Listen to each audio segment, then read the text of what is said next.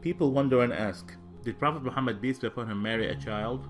Was this a normal practice 1400 years ago? What was the wisdom behind it? According to authentic sources, Prophet Muhammad, peace be upon him, married Aisha when she was 6 years old, and the marriage was consummated after she turned 9. However, it is important to understand things in their historical context. For instance, it would be silly to ask, what kind of milk did they drink 1400 years ago? Or to ask, what kind of engine they used to have back then? Therefore, one must understand that things 1400 years ago were very different from now. Time have changed, and so human have. 1400 years ago, it was very common for women to marry at a young age. It is a historical fact that girls from ages 9 to 14 were married off in Europe, Asia, Africa, and America. For example, St. Augustine, 350 AD, he married a 10-year-old. King Richard II, 1400 AD, he married a 7-year-old. Henry VIII, 1500 AD, he married a 6-year-old. Even in the Bible, it says, "But say for yourself every girl who have never slept with a man." According to Catholic Encyclopedia, Mary, the mother of Jesus, was 12 when she married 99-year-old Joseph. Before 1929, Church of England ministers could marry a 12-year-old in Britain. Before 1983, Catholic canon laws permitted priests to marry off brides at the age of 12. A lot of people are unaware in the United States, in the state of Delaware in the 1880, the minimum age for marriage was 7 years old, and in California it was 10 years. Even now, the marriage age for some states are 12 in Massachusetts, 13 in New Hampshire, and 14 in New York. At the time of the Prophet Muhammad, peace be upon him, those who refused his message tried every method and strategy to discredit him. They were always looking for opportunities to attack him, verbally or even physically.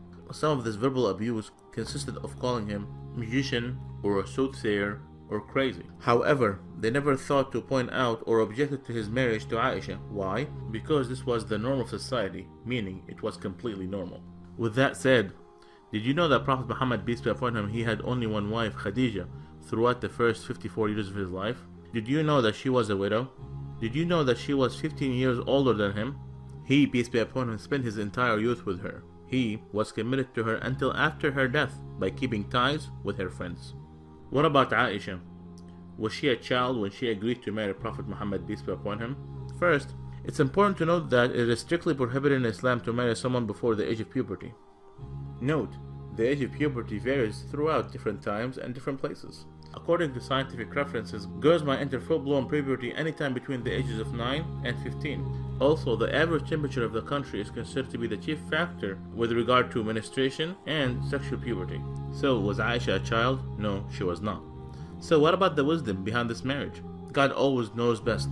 The marriage of Aisha was an instruction from God. Aisha narrated to us more than 2200 hadiths or sayings of Prophet Muhammad, peace be upon him. Aisha was exceptionally intelligent, and since she married Prophet Muhammad, peace be upon him, at a young age, she was able to learn so much from him. She later played an important role as a teacher, expert, and interpreter of Islam. So, there was so much wisdom behind this marriage. For those who do not know Prophet Muhammad, peace be upon him, Prophet Muhammad, peace be upon him, did not come to seek worldly pleasures, but rather, he warned us against them.